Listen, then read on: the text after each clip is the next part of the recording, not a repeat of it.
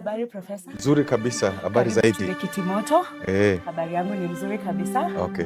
Tunang'ang'ana na maisha hapa Nairobi. Ndio. So why do you think the numbers of young people registering to vote are very low, despite all the agitation we've had since last year with the finance bill? Some of the young people that I ask why, they tell me that as yet they are not really convinced that when they vote for particular people, there is any meaningful change within their lives.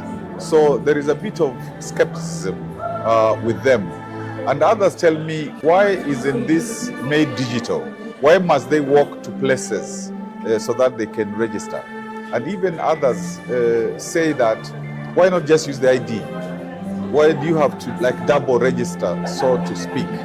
So that again becomes a problem. And they also say, even for those who want to go and register in places, there aren't like very proximate places where they can easily go and register. Sometimes they go, they are told that there are certain materials which are not present.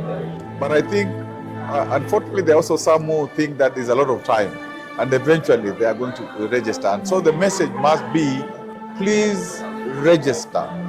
First of all, as a citizen, because an ID is needed for the time being, and then register as a vote. This is critical, the 6 million or so that are supposed to register. And even the other 8 million who never voted.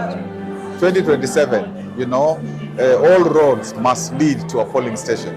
There's a trust deficit with IEBC. What do you think, in your opinion, IEBC can do to help with that situation so that the young people can have a bit more of trust in the institution and its independence?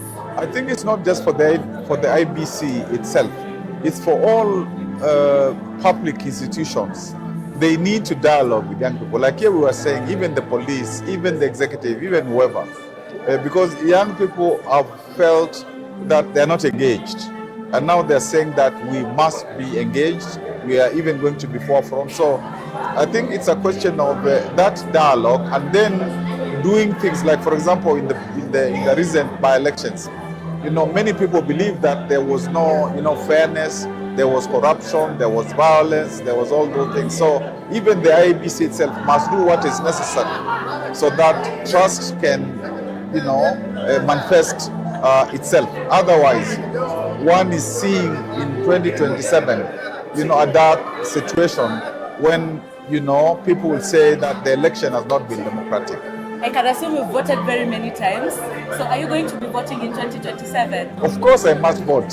I must vote at the beginning of the vote. I must do that. And I encourage, particularly all young people, this vote you have, it is defining. Therefore, please don't keep it in your pocket or don't say, I'm not going to register. Let us now, do a ballot revolution. Okay, sawa. Thank you so much for making time to talk to us today, Professor. Asante.